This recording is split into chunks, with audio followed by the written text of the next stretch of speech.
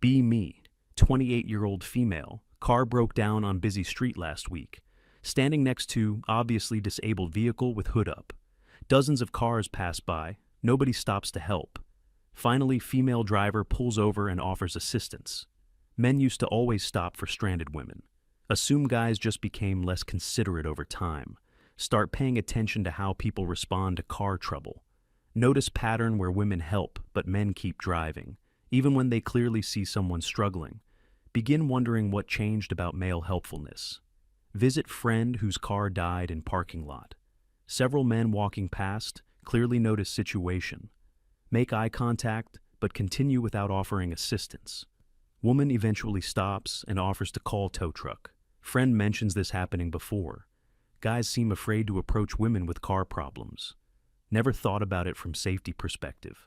Ask male friend about stopping to help stranded drivers.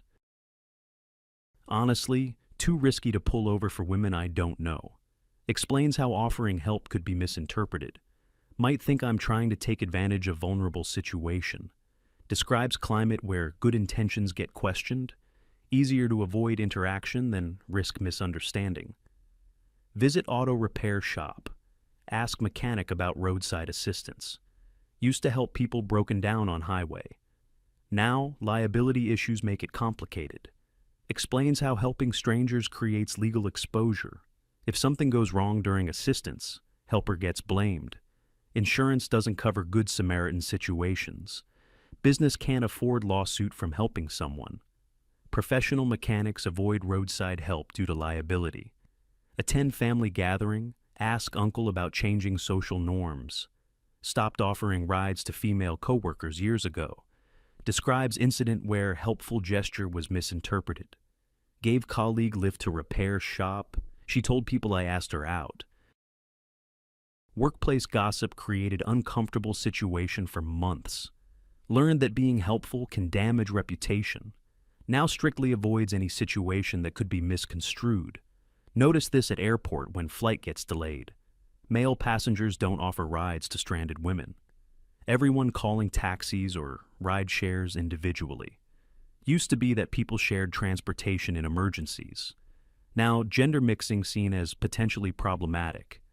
Observe college campus during transportation issues. Shuttle broken. Students need rides to off-campus jobs. Male students with cars not offering rides to female classmates. Even though they clearly have space in similar destinations. Female students asking other women for transportation help. Gender-segregated solution to practical problem. Speak with rideshare driver about passenger dynamics. Much more careful about who I pick up now. Female passengers sometimes make accusations about drivers. Describes how rating system can destroy careers instantly. One complaint about inappropriate behavior ends driving income. Not worth risk of helping women who might lie later. Professional drivers becoming selective about female passengers. Visit friend's workplace during parking crisis. Construction eliminated half the parking spaces. Male employees not offering carpool arrangements to women. Drive separately, despite identical commute routes. Female employees organizing their own transportation groups. Workplace community fractured along gender lines. Ask HR director about company carpool policies. Discourage mixed-gender ride-sharing for liability reasons. Creates potential harassment situations we want to avoid. Company actively prevents efficient transportation sharing. Legal concerns override practical solutions and environmental benefits. Attend university where students discuss transportation safety. Female students warned about accepting rides from men. Never get in car with male student you don't know well. Safety messaging treats male assistance as inherently dangerous. Creates atmosphere where help becomes suspicious. Male students absorb message that offering rides seems predatory. Natural, helpful impulses suppressed by safety education. Visit neighborhood during community emergency. Power outage affecting several blocks. People need transportation. Male neighbors avoid offering rides to female neighbors. Even longtime community members maintain careful distance. Emergency situation doesn't override learned caution. Observe medical appointment scheduling challenges. Elderly woman struggling to arrange transportation. Male neighbors clearly available but not volunteering assistance. Female volunteers organizing ride network for medical appointments. Gender-specific solution to transportation inequality. Speak with volunteer coordinator about ride services. Prefer female drivers for female passengers when possible. Reduces potential for complaints or misunderstandings. Even charitable organizations segregate by gender. Efficient resource allocation sacrificed for risk management. Research ride-share safety policies and driver training. Discover extensive protocols for avoiding harassment allegations. Drivers taught to minimize conversation and physical proximity. Dashboard cameras required to document all interactions. Professional helping relationship treated as potential crime scene. Technology solutions replacing human community assistance. Visit Automotive Association during roadside assistance training. Learn how liability concerns changed emergency response. Good Samaritan laws provide limited protection. Civil lawsuits proceed regardless of criminal charges. Roadside assistance professionals protected by corporate policies. Individual helpers face personal financial exposure. Legal framework discourages community mutual aid. Attend town hall meeting about public transportation issues. Elderly residents struggling with mobility challenges. Male community members clearly capable of helping. But formal volunteer programs require background checks and training. Bureaucracy preventing simple neighbor helping neighbor solutions.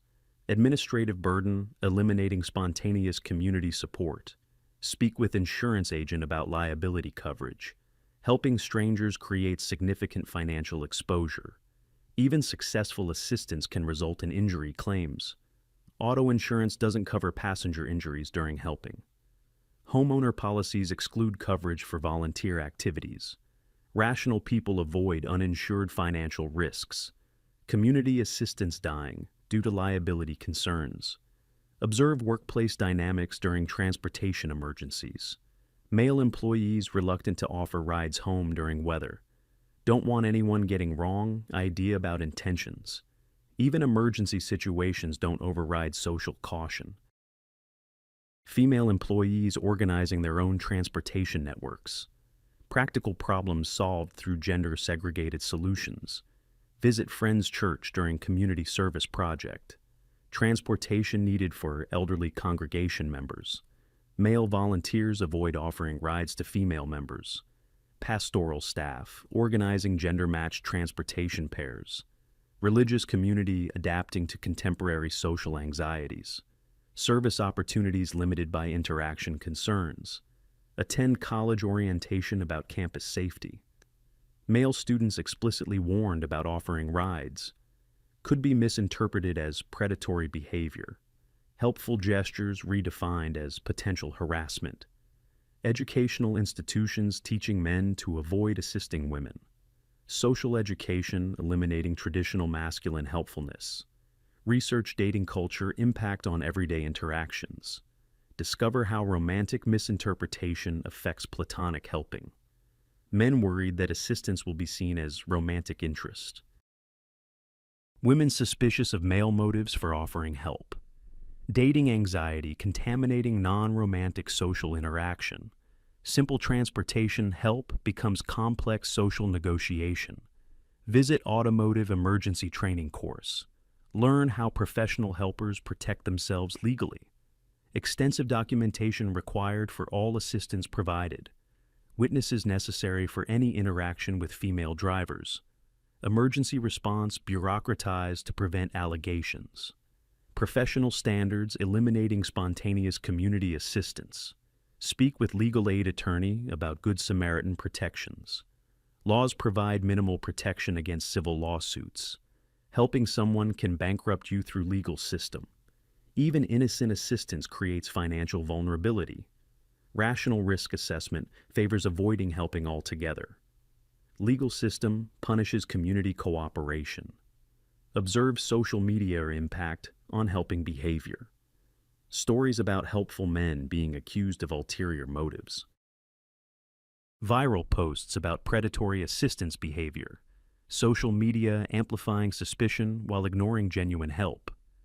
Online harassment campaigns against men who offer assistance. Digital mob justice discouraging real-world helpfulness.